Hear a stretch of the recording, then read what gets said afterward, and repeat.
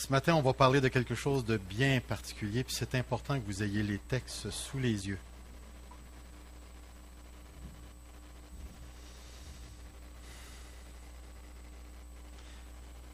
OK.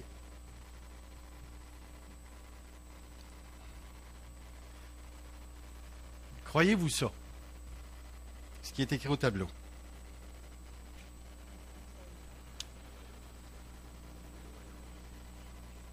Je ne sais pas si vous avez remarqué, mais dès que vous débutez l'évangile de Marc, au chapitre 1, aussitôt que vous commencez l'évangile de Marc, du verset 1 à 8, vous avez le merveilleux témoignage de Jean-Baptiste à propos de Jésus-Christ et du baptême de notre Seigneur Jésus-Christ, où la voix se fait entendre, « Voici mon Fils, voici celui en qui j'ai mis tout mon plaisir. » Du verset 9 à 11, vous avez le baptême de Jésus. À partir du verset 12 et le verset 13, Marc, au lieu d'élaborer les tentations, il nous dit tout simplement que le diable s'est présenté et a tenté le Seigneur Jésus. Très intéressant comme pensée. Jésus commence à prêcher le royaume de Dieu, du verset 14 au verset 20. Et deuxièmement, une autre confrontation avec le diable. Et ce qui est intéressant, c'est que le chapitre termine du verset 29 à 34, où Jésus se retrouve encore en train de faire une multitude de guérisons et de spécifiquement chasser des démons. Dans le premier chapitre, dans l'espace de 34 versets, le texte nous rapporte 3 confrontations entre le Seigneur Jésus et le monde des ténèbres. Et ça ne débute pas. Ce que je trouve intéressant, c'est que l'évangile de Marc, qui est l'évangile le plus court, et c'est un évangile tout à fait particulier parce qu'il nous rapporte des morceaux. Jean n'avait pas l'intention d'écrire des longs textes comme Matthieu et Luc. Mais dans cet évangile spécifiquement, les rencontres de Jésus-Christ avec Satan sont brèves. Tandis que chez Matthieu et Luc, quelquefois, on a des confrontations qui sont pas mal développées et on a beaucoup d'informations. Mais ce que je veux que vous reteniez ici, c'est l'importance de ces rencontres entre Jésus et le diable. Vous êtes-vous déjà posé la question, pourquoi, dans le Nouveau Testament, surtout les 4 évangiles, parce qu'on retrouve ça beaucoup moins dans les lettres, comment ça se fait que Satan est si présent? Si présent.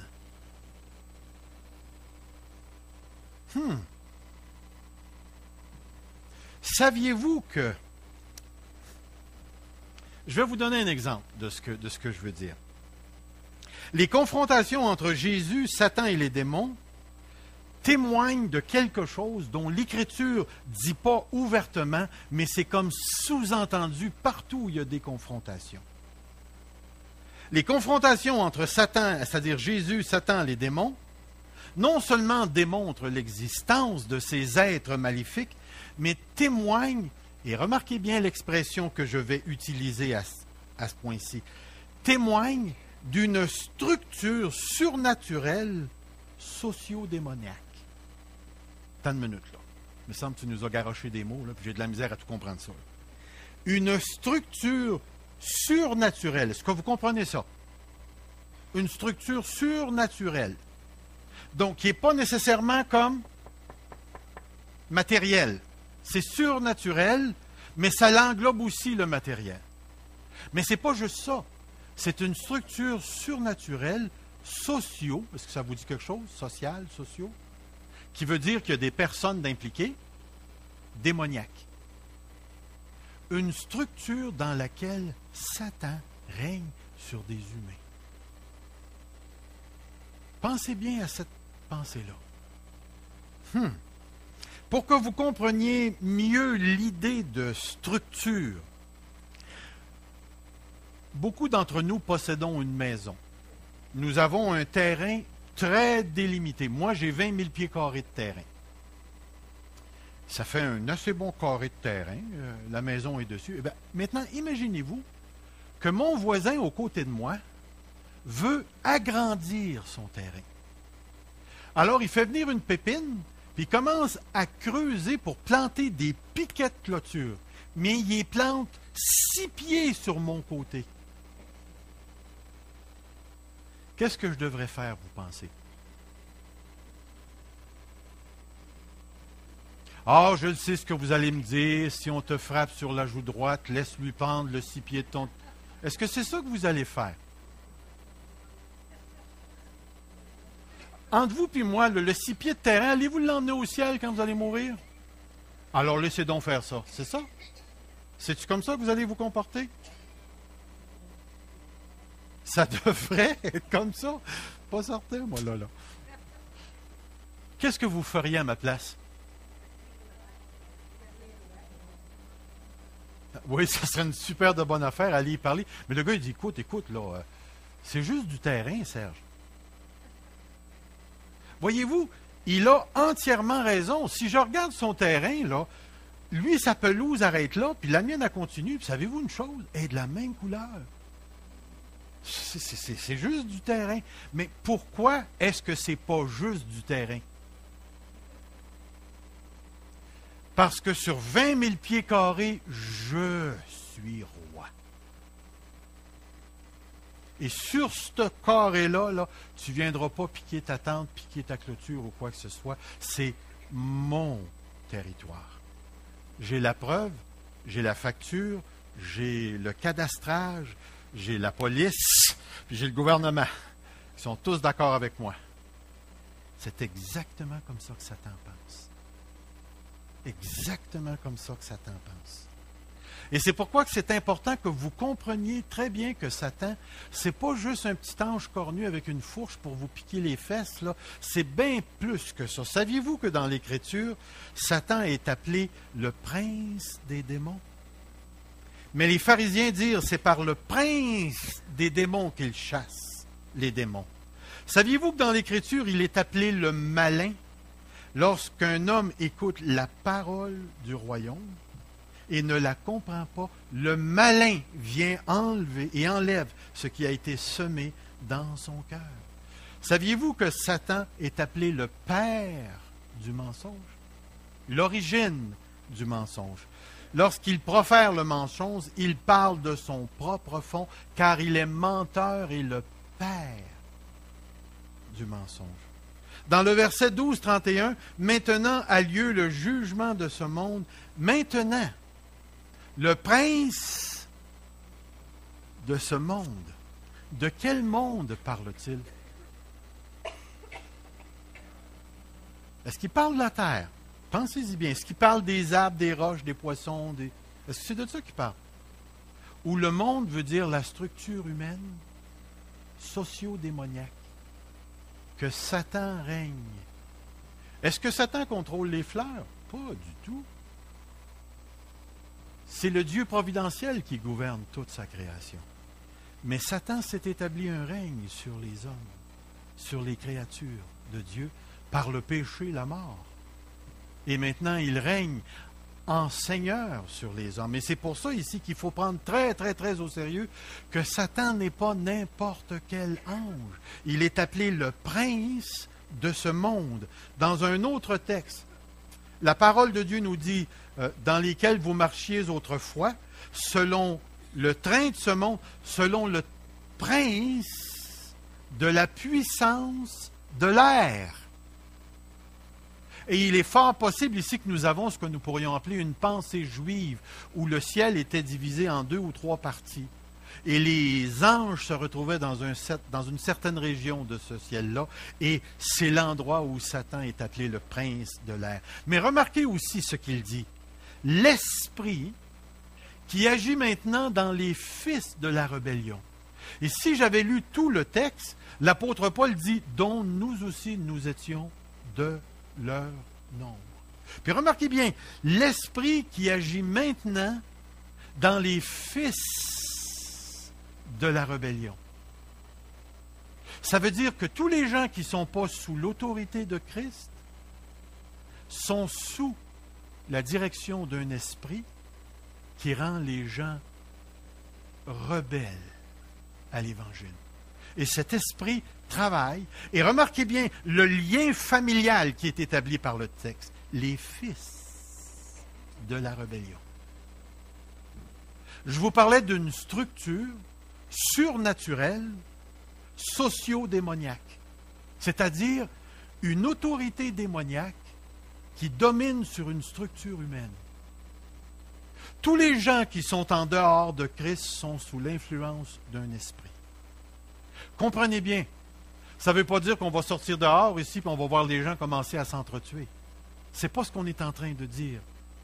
Mais on est en train de dire que ce que nous voyons aujourd'hui de nos yeux, les relations que nous avons avec les gens, il n'existe aucune relation qui n'est pas sous une autorité surnaturelle. Vous êtes soit sous l'autorité du Saint-Esprit, je vais vous le démontrer tout à l'heure, ou soit que vous êtes sous l'autorité de l'ennemi surnaturel, Satan. Regardez un autre texte. Le présent rôle de Satan et sa capacité d'agir encore aujourd'hui. Dans 1 Jean 4,4, il nous dit ceci: vous, petits enfants, qui êtes de Dieu, vous les avez vaincus parce que celui qui est en vous est plus grand que celui qui est où? Le mot monde ici, encore une fois, ne fait pas référence aux fleurs, puis aux animaux, puis aux petits chevreuils, puis ainsi de suite. C'est la structure humaine qui est sous-entendue ici dans le texte. Vous n'êtes plus, parce que celui qui est en vous vous a placé sous une autre autorité. Mais ceux qui sont dans le monde, dans cette structure humaine en rébellion contre Dieu, sont gouvernés par un esprit. Et c'est très important. La parole de Dieu nous dit encore que Satan agit encore. Soyez sobres et veillez, votre adversaire, le diable, rôde comme un lion, rugissant, cherchant qui il dévorera. Éphésiens 2,2, on vient de lire que cet esprit agit encore dans les fils de la rébellion. Remarquez bien le texte dans Actes 26, 18. Parce que ce texte explique d'une manière simple et comme dans une capsule le ministère de l'apôtre Paul. Parce que c'est de Paul qu'on parle ici. Afin que tu leur ouvres les yeux pour qu'ils passent des ténèbres, structures socio-démoniaques, à la lumière. Structure spirituelle de l'esprit. Et de la puissance de Satan à Dieu. Satan nous est présenté ici comme un être des ténèbres, mais remarquez bien aussi, comme un être qui a encore une puissance. Et je ne sais pas si vous avez déjà fréquenté cette puissance-là, mais elle est effrayante et épeurante. Dans 2 Corinthiens 4,4, là je vais lire le verset précédent. Si notre évangile est encore voilé, verset 4, il est voilé pour les incrédules dont le Dieu de ce siècle. Puis remarquez bien le mot siècle ici encore. Vous avez le siècle présent et vous avez le siècle à venir. Et vous appartenez soit au siècle présent ou une personne appartient au siècle à venir. Mais tous ceux qui sont dans le siècle mauvais présent, comme nous dit Galates chapitre 1, voici ce qui leur arrive. Pour les incrédules dont le Dieu de ce siècle a aveuglé l'intelligence. Entre vous et moi, pourquoi Satan se soucie-t-il de l'intelligence? Pensez bien à ça. Pourquoi est-ce que Satan se soucie de l'intelligence? Parce que c'est par l'intelligence qu'on voit briller la splendeur de l'Évangile de Christ, qui est à l'image de Dieu. Et que cette intelligence a la capacité de comprendre l'Évangile de Jésus-Christ et d'être sauvé. Alors, que se passe-t-il? Satan a le pouvoir d'aveugler. Rappelez-vous le premier texte qu'on a lu. Si quelqu'un reçoit la parole et ne la comprend pas, le malin vient et enlève la parole. Alors, l'Évangile n'est pas séparé de la compréhension. Et c'est tellement important de comprendre l'Évangile que ne pas la comprendre signifie être aveuglé au point de perdre l'opportunité d'aller au ciel et de voir la splendeur de Dieu briller sur la face de notre Seigneur Jésus-Christ qui a été crucifié à la croix et qui est sorti de la mort pour nous représenter devant le Père. Satan travaille continuellement à garder les gens dans l'ignorance. Et c'est pour ça que vous et moi qui croyons dans un évangile qui a été prêché il y a 2000 ans, nous passons pour les gens de l'extérieur comme étant des dinosaures, morts et enterrés. C'est vieux votre affaire, c'est même plus en mode. Aussitôt que quelqu'un vous arrive avec la phrase « Mais la Bible a juste été écrite par des hommes », vous savez que cette personne-là est sous l'influence démoniaque parce qu'elle appartient à la structure socio-démoniaque et que Satan a aveuglé l'intelligence. À toutes les fois que vous approchez quelqu'un, que vous présentez l'Évangile, il y a toute une structure derrière cette personne-là qui se met en marche pour la garder dans l'ignorance de l'Évangile de Jésus-Christ. Vous avez juste à faire le test. Sortez dehors, ramassez la première personne, parlez-lui du Seigneur Jésus et vous allez sentir cette structure dans sa bouche, dans sa tête, dans sa manière de comprendre. Et quand on parle de structure et qu'on parle d'influence démoniaque, enlevez-vous de la tête qu'on parle de possession. Ce n'est pas du tout comme ça que ça fonctionne. D'ailleurs, le mot possession, il n'est même pas dans les évangiles.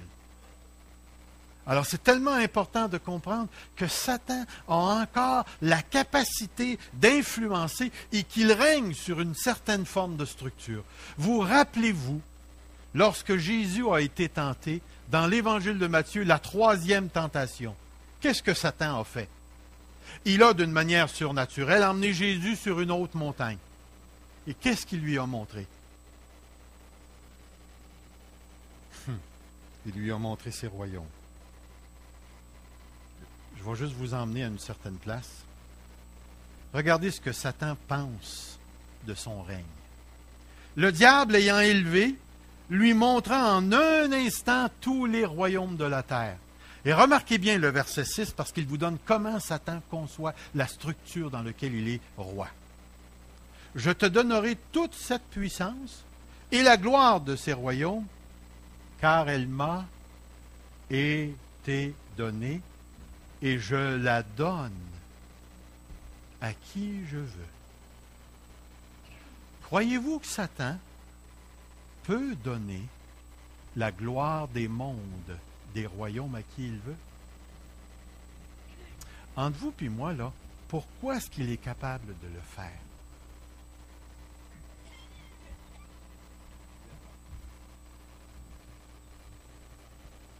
Pourquoi est-il capable de le faire?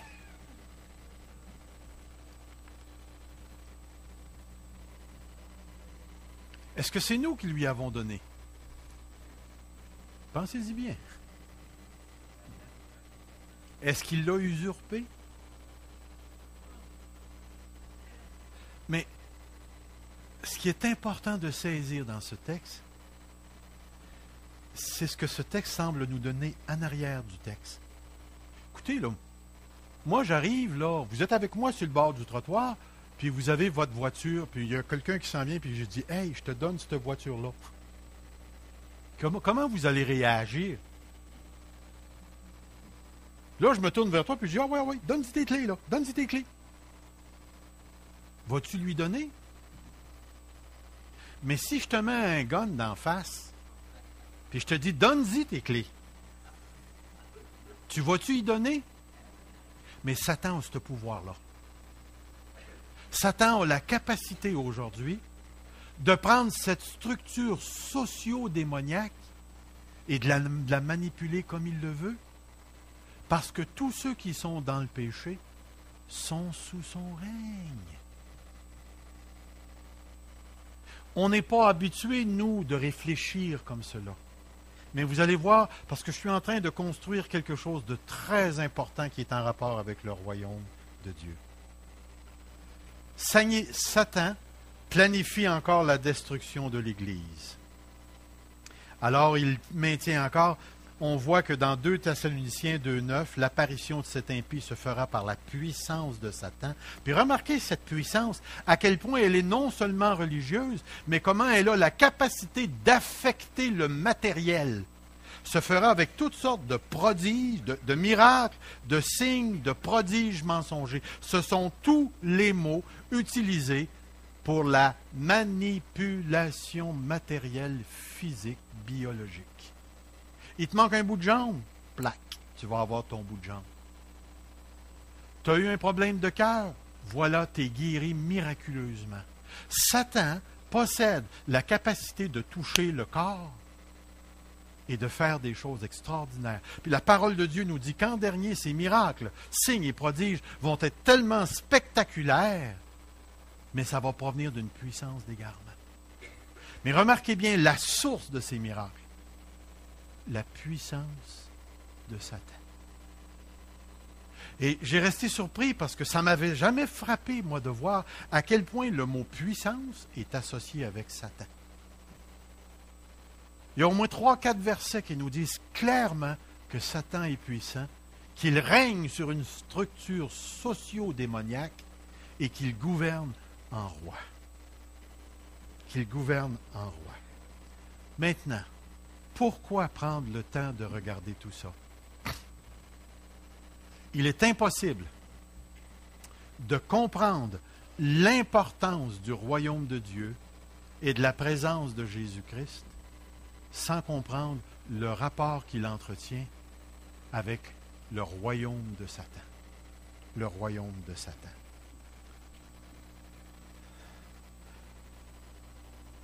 Vous rappelez-vous de ce fameux texte? Je vais essayer de vous donner la référence exacte.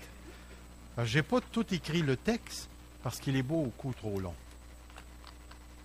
Vous rappelez-vous qu'à un certain moment donné, Jésus a fait un miracle. Et les pharisiens s'approchèrent et dirent, « Cet homme chasse les démons par Belzébul, le prince des démons. » Vous rappelez-vous de cet épisode-là? Jésus connaissait leurs pensées. C'est dans Matthieu chapitre 12, verset 25. Comme Jésus connaissait leurs pensées, il leur dit ceci. Tout royaume divisé contre lui-même est dévasté. Et toute ville ou maison dévastée contre elle-même ne peut subsister. Jésus, il est pas mal wise. Il est pas mal wise à ce point-ci. Il va prendre l'argument et il va dire, écoutez, vous avez un gars qui a une carabine, parce que c'est un peu ça qu'il se dit. Puis le gars, là, au lieu de tirer sur l'ennemi, il tire sur ses propres gars. En fin de compte, c'est ça qu'il est en train de dire. Si Satan chasse Satan, est-ce que son royaume peut subsister? Mais Jésus va apporter un deuxième argument qui va jouer un rôle très, très, très important. Il va leur dire ceci. Je vais vous poser une question maintenant. Si ce n'est pas Satan, si ce n'est pas par Satan que je chasse les démons, entre parenthèses, c'est par qui de bord? Ben, c'est ça qu'il est en train de leur dire.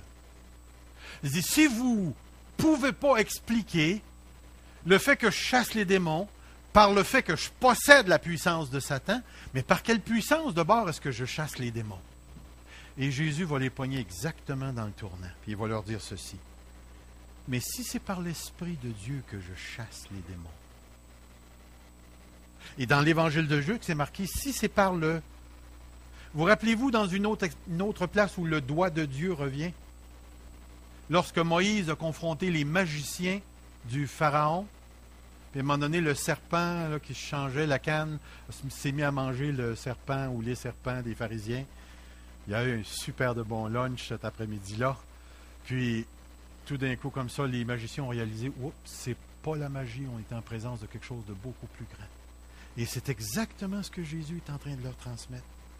Mais ce que j'aimerais que vous puissiez saisir ce matin, c'est remarquer le lien qui existe entre chasser les démons et le royaume de Dieu. Mais si c'est par l'Esprit de Dieu que je chasse les démons, le royaume de Dieu est donc venu vers vous.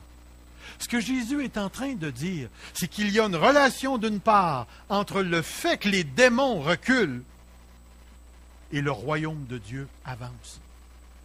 Et dans ce texte que nous avons, c'est une flagrante démonstration de la présence du royaume de Dieu et de sa supériorité et de sa surpuissance sur la puissance de l'ennemi. Et remarquez bien le texte, parce que le texte ne s'arrête pas là.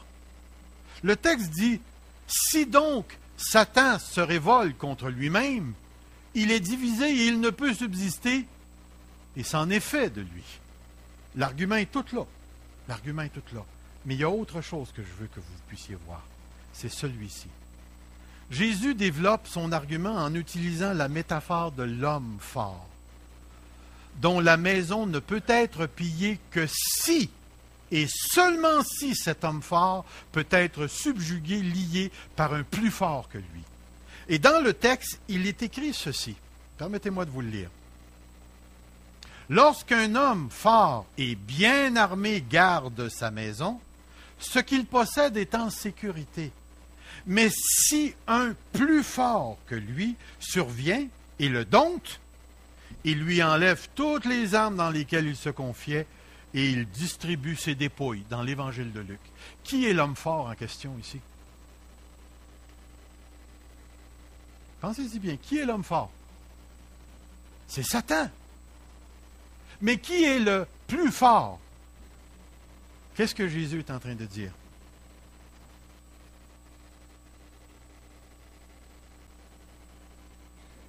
Satan a son royaume, moi j'arrive avec le royaume de Dieu.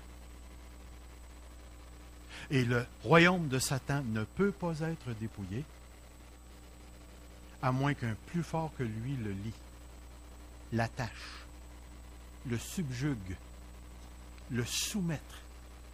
Et à partir de ce moment-là, il peut piller ses biens. Quels sont les biens de Satan? C'est vous et moi.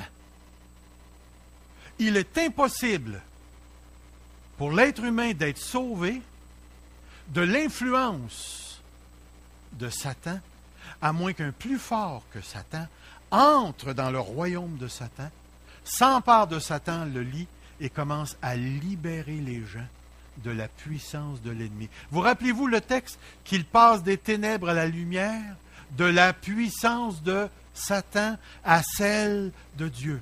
Vous rappelez-vous le texte dans Colossiens qui dit, comment ça, rendez grâce au Père, qui vous a transféré du royaume des ténèbres au royaume du Fils de son amour. Le royaume des ténèbres, qui en est roi? La seule façon de passer d'un royaume à un autre, c'est que le royaume de Dieu s'installe. Et si vous vous rappelez, la semaine passée, nous avons parlé de ce concept du royaume de Dieu, où Jésus disait que le royaume de Dieu, il est maintenant, et il est aussi futur. Jean-Baptiste avait conçu juste le futur. Jésus est entré, et avec Jésus arrive le royaume de Dieu. Et avec le royaume de Dieu, Satan est lié parce qu'il est face à un plus fort que lui. Et maintenant, l'évangile de Christ est prêché. Et vous remarquerez, Jésus n'a pas prêché le royaume de Dieu est proche de vous avant d'avoir confronté Satan. Dans la tentation, il s'est passé quelque chose de spirituel avec Jésus-Christ. Et c'est seulement après la tentation que Jésus part et commence à prêcher. Le royaume de Dieu s'est approché. C'est tellement important pour nous de saisir la portée de cette vérité-là. Les démons chassés sont donc une preuve de la présence d'une puissance plus forte que la leur. Alors Jésus conclut que s'il chasse les démons par la puissance de l'Esprit de Dieu, le royaume de Dieu est donc parvenu jusqu'à vous. Gardez bien à la pensée que le premier ennemi qui a été confronté n'a pas été la maladie, n'a pas été le péché, mais Satan, dans les évangiles. Parce que Satan règne. Satan règne. L'homme fort a été vaincu. Mais je vais aller un petit peu plus loin, si vous me permettez. Avez-vous déjà entendu parler du débarquement de Normandie? Vous vous rappelez que ça a été quelque chose de très, très, très important. Lorsqu'on parlait du débarquement de Normandie, on parlait du D-Day, le jour D. Savez-vous ce que le mot « dé » veut dire? Il ne veut pas dire débarquement en passant. Avez-vous une petite idée? Pas défaite. C'est proche, c'est très, très, très proche. D'ailleurs, c'est presque ça. Le mot « dé » veut dire décisif. Décisif. Et le mot décisif veut dire quelque chose de très, très, très important. Quand les Alliés ont débarqué et se sont emparés des plages de la Normandie, la guerre était gagnée. Le moment décisif où tout a tourné s'est fait au débarquement à Normandie. Et lorsqu'ils ont pris possession, la guerre était gagnée. Et c'est pourquoi, dans le langage de ce débarquement, on parle du jour décisif où tout a tourné. Et on parle du V-Day, le jour de la victoire, qui est le jour final de la victoire et de la guerre. Mais vous remarquerez une petite chose. Entre le D-Day et le V-Day, vous avez des petites flèches. Et remarquez bien, du jour décisif jusqu'au jour de la victoire, il s'est passé 11 mois avant que la guerre se termine. Les Alliés ont dû continuer à se battre entre le jour décisif et le jour de victoire. Savez-vous pourquoi? Il faisait qu'ils fassent reculer. Entre vous et moi, là, le gars qui recevait une balle entre les deux yeux là, durant ces 11 mois-là, est-ce qu'il mourrait? Est-ce qu'il s'en est tué des Alliés durant ce temps-là? Est-ce qu'il y a eu des confrontations avec l'ennemi? Est-ce qu'ils ont été obligés de se battre, puis de se battre, puis de se battre pendant 11 mois pour que, rendu au jour V, la victoire était complètement assurée? Mais durant cet espace-là, est-ce que l'ennemi a rendu les armes comme ça? Ou l'ennemi s'est battu? Mais l'ennemi s'est battu. Et laissez-moi vous dire ceci. Quand Jésus-Christ est venu et qu'il s'est incarné et qu'il a confronté le diable, c'était le moment décisif. Le royaume de Dieu s'est installé, il a été inauguré, il a été enclenché et Satan s'est mis à reculer parce qu'il a été lié par la venue du Seigneur Jésus-Christ. Il ne pouvait plus empêcher la fin de la guerre, il ne pouvait plus empêcher le jour de la victoire. Mais entre la première venue du Seigneur Jésus-Christ et la deuxième venue du Seigneur Jésus-Christ, est-ce que l'ennemi travaille encore? Et laissez-moi vous dire qu'il y a un texte dans l'Écriture qui dit « Satan le sait et il sait qu'il a peu de temps. » Peu de temps. Voyez-vous, la mort, la vie, la mort, la résurrection du Seigneur Jésus équivaut à l'invasion du royaume de Satan. Jésus débute son ministère par la confrontation avec les démons, les miracles, la prédication du royaume de Dieu. La mort et la résurrection, et vous avez le moment décisif où l'ennemi a été confronté, a été lié. Et maintenant, la victoire, elle est certaine. Mais entre ces deux périodes-là, n'allons pas nous leurrer. La guerre n'est pas finie, mais la victoire est assurée. Dans notre compréhension du diable, notre compréhension de sa puissance, il faut être extrêmement prudent. Exactement comme les Alliés qui ont dû confronter les Allemands pendant 11 mois pour finalement faire en sorte que les armes soient déposées une fois pour toutes. Et vous remarquerez une chose que j'ai trouvée très intéressante. À toutes les fois qu'il y a eu une confrontation entre les démons et Jésus, les démons ont plié devant Jésus. Jésus parla sévèrement aux démons qui sortit de lui et l'enfant fut guéri à leurs mains. Dans Marc 1,34, il guérit beaucoup de gens qui avaient diverses maladies. Il chassa aussi beaucoup de démons. Il ne permettait pas aux démons de parler parce qu'ils le connaissaient. Dans Jean 1, 39, il alla prêcher dans les synagogues, partout en Galilée, et il chassa les démons. Vous remarquerez, c'est tout associé au ministère de la prédication du royaume de Dieu et à la confrontation entre Jésus-Christ et les démons. Un long texte. Il descendit à Capernaum, ville de Galilée, et il enseignait le jour du sabbat. On était frappé de sa doctrine, car il parlait avec autorité. Il se trouva dans la synagogue un homme qui avait un esprit, un démon impur, et qui s'écria à voix forte, « Ah, qu'y a-t-il entre nous et toi, Jésus de Nazareth? Tu es venu pour nous perdre?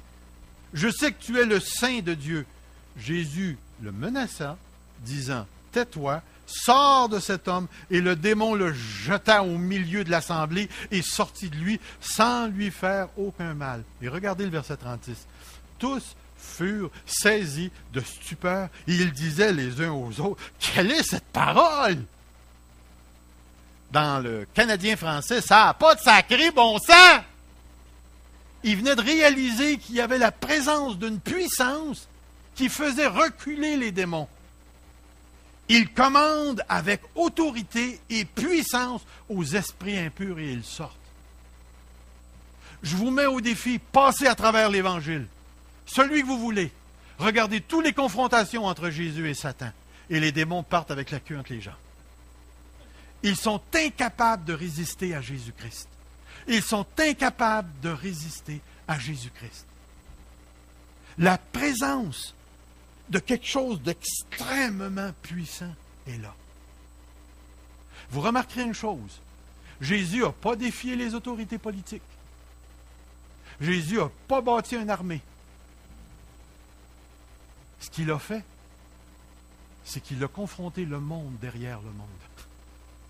Le monde des ténèbres. Et partout où Jésus a posé le pied, les démons se sont tassés. Les démons se sont tassés. Ils avaient l'incapacité. Un texte, mais un texte super intéressant. Voici, il y avait une femme ayant un démon. Dans la seconde, c'est marqué « possédée d'un démon ». Très mauvaise traduction. Le mot « possédé » n'est même pas là. C'est une femme ayant un démon. C'est ça qui est écrit dans le grec. Et ce démon, qui la rendait infirme depuis 18 ans, elle était courbée et ne pouvait pas se redresser. Ça veut dire que la dame était comme ça, puis il ne pouvait pas expliquer pourquoi elle était comme ça, sinon qu'une source démoniaque qui nous est révélée. Puis vous remarquez une chose qui est très intéressante. Lorsqu'il la vit, Jésus lui adressa la parole et lui dit, « Femme, puis regardez le mot qui est utilisé. Tu es délivrée. » Délivré. Littéralement dans le grec, tu es sauvé. Tu es sauvé. Tu es délivré. Parce que c'est ça que le mot veut dire. Délivrer, sauver, c'est être délivré. Tu es délivré. Mais tu es délivré de quoi? Du démon qui te gardait prisonnière. Alors il lui dit, à l'instant, elle se redressa et glorifia Dieu. Mais le chef de la synagogue, indigné de ce que Jésus avait opéré cette guérison, remarquez du point de vue de l'homme. Point de vue de l'homme, guérison. Point de vue de Jésus, démon. Délivré, lié. Très intéressant comme pensée. Il y a 6 jours pour travailler. Venez donc vous faire guérir ces jours-là. Boy, on a l'impression qu'il travaille au Walmart, lui. Et non pour le jour du sabbat. Hypocrite, lui répondit le Seigneur. Est-ce que chacun de vous, le jour du sabbat, ne détache pas de la crèche son bœuf et son âne pour l'emmener boire? Et cette femme qui était une fille d'Abraham, puis remarquez, il reconnaît la source que Satan tenait liée. OK? Que Satan tenait liée depuis 18 ans. 18 ans. Essayez de vous imaginer là, que vous êtes comme ça pendant 18 ans. À la fin d'une réunion d'église, vous savez la couleur de toutes les chaussures de l'église et qui les porte. C'est pas une vie, ça. Mais ce qui est intéressant, c'est que vous avez une femme qui a toute sa conscience, qui n'est pas influencée, mais dont le corps est lié par la puissance de Satan. Et Jésus n'a qu'à prononcer une parole, et le démon est obligé de laisser aller la femme. Puis vous remarquerez une chose, hein, que ce soit un tout petit démon là, de deuxième ordre ou que ce soit Satan, il n'y a personne qui résiste à la parole de Jésus-Christ. Savez-vous pourquoi? Nous, les démons disent, nous savons que tu es le Saint de Dieu. Ouf. Tu es le Fils de Dieu. Et il n'y a aucun démon qui peut résister à l'autorité du Fils de Dieu. La mission des 12, Jésus ayant assemblé les 12, leur donna la force et pouvoir sur les démons avec la puissance de guérir les maladies et les envoya prêcher le royaume. Puis remarquez comment le royaume de Dieu revient. Un autre texte, c'est le même texte. Allez prêcher et dites, le royaume des cieux est proche. Guérissez les malades, ressuscitez les morts, purifiez les lépreux, chassez les démons. On le retrouve dans Matthieu 6 également. Ils s'étonnaient de leur incrédulité. Jésus parcourait les villages alentours en enseignant. Alors il appela les 12 et leur commença à les envoyer 2 par 2 en leur donnant le pouvoir sur les esprits impurs. Un autre texte, Jésus choisit 70 personnes. C'est-tu le bon texte? Oui. Verset 17. Les 70 revinrent avec joie, disant, Seigneur, les démons même nous sont soumis en ton nom.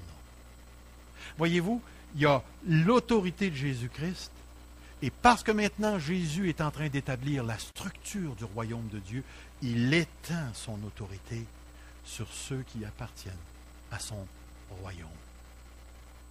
Et les 70 et les 12 deviennent une extension de la puissance du royaume de Dieu. Tellement important. Maintenant, qu'en est-il pour nous? Ceci, nous participons à l'avancement du royaume de Dieu contre les puissances des ténèbres à partir de ce que Jésus a déjà accompli. Frères et sœurs, lorsque Jésus a marché sur cette terre et qu'il a confronté le monde des ténèbres, Jésus nous a ouvert une porte extraordinaire et nous a fait entrer dans ce que lui a réalisé. Matthieu 28, 18. Jésus s'étant approché leur parla, tout pouvoir m'a été donné dans une partie du ciel puis un petit peu sur la terre. C'est bien ça qui est écrit? Tout pouvoir dans le ciel et sur la terre. Et pourquoi je cite ce texte, frères et sœurs? Les démons tremblent encore aujourd'hui à l'autorité de Jésus-Christ. Tremblent encore à l'autorité de Jésus-Christ. Parce que la puissance de Dieu, l'autorité du Seigneur Jésus est une réalité encore aujourd'hui. Encore aujourd'hui. Une autre chose, Jésus a exposé et dépouillé les dominations, les autorités, les démons. Vous qui êtes morts par vos offenses et par l'incirconcision de votre chair, il vous a rendus à la vie avec lui en nous faisant grâce pour toutes nos offenses. Car il a effacé l'acte dont les ordonnances nous condamnaient et qui subsistait contre nous, il les a éliminés en les clouant à la croix, la loi mosaïque. Verset 15. Il a dépouillé les dominations, les autorités, et les a livrées publiquement en spectacle. Mais il les a dépouillés de quoi? Leur puissance, leur autorité. Et comment? Triomphant d'elle par la croix. Frères et sœurs, Jésus-Christ a fait quelque chose d'extraordinaire qui nous a rendus capables de recevoir le royaume de Dieu. Jésus nous a délivrés de la peur de la mort elle-même et de la servitude à Satan. Un texte extraordinaire dans la lettre aux Hébreux. Ainsi donc, puisque les enfants participent au sang et à la chair, dans ce contexte, le sang et la chair, ce n'est pas juste le corps humain, c'est l'existence humaine. Il a également participé lui aussi, puis remarquez, excusez, afin que par la mort, sous-entendu la mort sur la croix, il rende impuissant celui qui avait la puissance de la mort, c'est-à-dire le diable. L'homme fort a été lié. Le royaume de Dieu est prêché. Ainsi, il délivre tous ceux qui, par crainte de la mort, étaient toute leur vie retenus dans la servitude. Frères et sœurs, Jésus-Christ a fait quelque chose d'extraordinaire et de très important. Maintenant, pour nous, il ne faut pas oublier pour nous que nous sommes ici, entre la première venue et la deuxième venue. Et que Satan travaille encore pour empêcher l'Église de prêcher l'Évangile, parce que l'Évangile, c'est la puissance de Dieu qui fait passer de la mort à la vie. Et ce que Satan désire, c'est que tu continues à croire que l'évangélisation, ce n'est pas ton don. Parce qu'il sait que si tu crois que ce n'est pas ton don, tu ne parleras pas. Et il ne veut pas que tu parles, parce que tu transportes un message tellement puissant, puisque ce message fait passer du royaume des ténèbres au royaume du Fils de son amour. Il nous fait passer de la puissance de Satan à la puissance de Dieu. Il ne veut pas que tu parles. Alors il va travailler sur ta gêne. Il va travailler sur ton orgueil. Il va tout faire pour que tu te fasses humilier quand tu prêches l'Évangile. Pour qu'une fois blessé, tu restes tout recoquillé. Il ne veut pas que tu parles. Lui, la connaît, la puissance de l'Évangile. Et c'est pour ça que dans les 11 mois qui restent, spirituellement, il veut nous faire taire. Il ne veut pas que l'Église parle. Il ne veut pas que l'Église témoigne. Puis si tu as le malheur de t'ouvrir la bouche, il va vraiment s'arranger pour que tu passes pour un cave. Il veut absolument que l'intelligence reste voilée pour que les gens n'arrivent pas à la connaissance de l'Évangile de Jésus-Christ. Regardez, nous, on est là. On est là. Et malgré nous, qu'on le veuille, qu'on ne le veuille pas, nous sommes passés de la puissance de Satan à la puissance de Dieu, et je dis amen à cette vérité-là. Une autre chose, Satan attaque maintenant l'Église. Malheur à la terre et à la mer, car le diable est descendu vers vous, animé d'une grande colère, sachant qu'il a peu de temps. Ça, c'est Apocalypse 12, où le grand dragon a essayé d'attaquer Christ. Mais après ça, il a été précipité du ciel, il a été envoyé sur la terre. Et maintenant, il en veut aux enfants du roi. Et la dernière chose, nous sommes engagés dans une bataille spirituelle. Que l'on le veuille, qu'on ne le veuille pas, frères et sœurs. C'est écrit clairement, car nous n'avons pas à lutter contre la chair et le sang, mais contre les dominations, contre les autorités, contre les princes de ce monde des ténèbres, contre les esprits méchants dans les lieux célestes. Et frères et sœurs, cette guerre-là a été déclenchée le jour où Jésus-Christ a mis le pied sur la terre et que le royaume de Dieu a commencé à être prêché avec puissance, parce que Jésus a initié le royaume de Dieu, il l'a inauguré, il l'a enclenché, et maintenant ce royaume avance, avance, avance, avance, avance. Et le royaume de Dieu n'a pas reculé à venir jusqu'ici. Et on s'en va vers une intensification du mal, de la puissance des ténèbres. Et j'aimerais vous dire en passant, je crois réellement que cette intensification-là va être de nature religieuse qui va engendrer des guerres. La puissance de cet impie se fera par... L'avènement de cet impie se fera par la puissance de Satan. Avec des prodiges, des signes. Et vous allez voir que les chrétiens mal affermis, il y en a qui vont se faire morts. C'est pour ça qu'il est très important de réaliser que oui, le débarquement a eu lieu. Mais nous sommes encore coincés entre le maintenant et le pas encore. Et parce que nous sommes entre le maintenant et le pas encore, nous participons à une lutte à finir.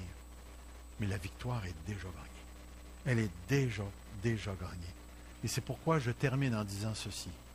Les exorcismes de Jésus signifient que le royaume de Dieu a envahi le domaine de Satan avant la grande conquête eschatologique finale sur le mal. En Jésus-Christ, Dieu lui a porté un coup fatal. Et c'est pourquoi aujourd'hui, nous les enfants de Dieu, nous sommes assis ici et nous sommes sauvés. Nous avons été délivrés d'une puissance qui nous rendait aveugles, incapables de répondre à l'Évangile. Et lorsque le royaume de Dieu s'est approché de vous avec puissance, vous avez compris l'Évangile et nous avons reçu Jésus-Christ comme notre sauveur personnel. Mais laissez-moi vous dire que chaque fois qu'un enfant de Dieu ou une personne vient près de se convertir en Jésus-Christ, il y a toute une machine socio-démoniaque qui se met en marche pour empêcher la personne de recevoir l'Évangile de Jésus-Christ. Mais Gloire à Dieu, le jour décisif a été remporté. Jésus a débarqué, comme on pourrait dire, sur les plages sataniques et les a vaincus en triomphant d'elles par sa présence, par sa mort et sa résurrection. Et maintenant, il peut dire, tout pouvoir m'a été donné dans les cieux et sur la terre. Et ensuite, il dit, allez. Faites de toutes les nations des disciples. Les 12 et les 70, c'était une extension du ministère de Jésus durant son vivant. Mais maintenant, c'est à nous à prêcher l'Évangile.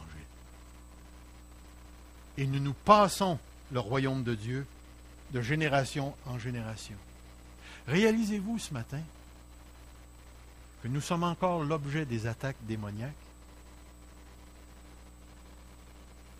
mais que l'origine de ces attaques-là, c'est parce qu'il a déjà perdu la guerre. Et que maintenant, il veut nous nuire et il veut nous empêcher d'avancer. Frères et sœurs, je ne sais pas si vous réalisez la portée de ce que je suis en train de dire ce matin. Nous avons été délivrés. Mais il y a des gens qui vont tomber au combat, qui vont se faire entrer dedans. Juste pour vous relater une petite expérience que Evelyne et moi, on a vécue il y a plusieurs années. On ne l'a pas vécue directement. Mais il y a plusieurs années, on avait débuté une petite communauté française à Sainte-Catherine, en Ontario, durant le temps que j'étudiais au séminaire à Toronto. Et à un certain moment donné, la communauté était à Sainte-Catherine. Puis juste en sortant de Toronto, puis il y avait un gros pont à traverser, puis c'était la ville de Hamilton. Et puis, un certain matin, j'ai appris qu'il y avait un groupe de sorcières qui priait pour la chute des pasteurs à Hamilton. Cette année-là, il y a 5 pasteurs qui ont tombé dans l'adultère. Coïncidence? Non. Non. Satan va préparer son coup. C'est un être stratégique. Si on avait le temps ce matin, je pourrais vous ouvrir tout un paquet d'expériences. Et probablement des expériences que vous avez vécues, vous autres aussi, avec l'ennemi. L'une des expériences, je me rappelle, c'est que l'ennemi est venu sur moi, littéralement sur moi, et qu'il m'a paralysé. Je ne pouvais plus parler, je ne pouvais plus entendre. La seule chose que j'étais encore capable de faire, c'était de parler à l'intérieur de moi. Et aussitôt que j'ai prononcé le nom de Jésus, tu as vu cette affaire-là partir. Ils sont incapables de se tenir devant Jésus. C'est pourquoi Jacques nous dit, les démons croient en Dieu et ils tremblent. N'allez jamais vous imaginer que vous êtes assez fort pour vous en prendre aux démons. Partez pas comme j'ai vu des chrétiens insensés qui s'imaginent qu'ils ont l'autorité suprême de chasser les démons. Première chose que tu sais, ils se font rentrer dedans, ils abandonnent la foi. Ils sont dépressifs pendant des années parce qu'ils n'ont pas compris que l'ennemi est tellement puissant qu'on ne peut pas aller patauger là si on n'a pas été appelé de Dieu. Soyons extrêmement prudents. L'ennemi rôde parce qu'il a faim. Puis il veut voir qui il va dévorer. Soyons extrêmement prudents. Même l'ange, nous dit Jude, lorsqu'il s'est battu pour le corps de Moïse, n'a pas insulté l'ennemi, l'adversaire. La seule puissance que nous avons contre eux, c'est Jésus. Il y a juste lui. Mais moi, ce qui me réjouit ce matin, c'est que le royaume de Dieu a déjà gagné. Eh, mon ami, que je suis content de ça. Prions. Seigneur notre Dieu, merci, merci, merci, merci, Seigneur, que ton royaume est établi et que maintenant il avance vers le jour V. Et que tous les jours, Seigneur, lorsque les enfants à travers toute la création se convertissent, ton royaume de Dieu s'étend, Seigneur. Et ton autorité se manifeste. Prépare-nous pour le grand jour, Seigneur, le grand jour de ton retour. Et jusqu'à ce que tu reviennes, que ce soit par la mort ou par le retour, Seigneur, garde-nous fidèles. Garde-nous dans la pureté. Protège-nous de l'ennemi, Seigneur, parce qu'il est beaucoup plus puissant que nous, Seigneur. Jésus, nous nous en remettons à toi.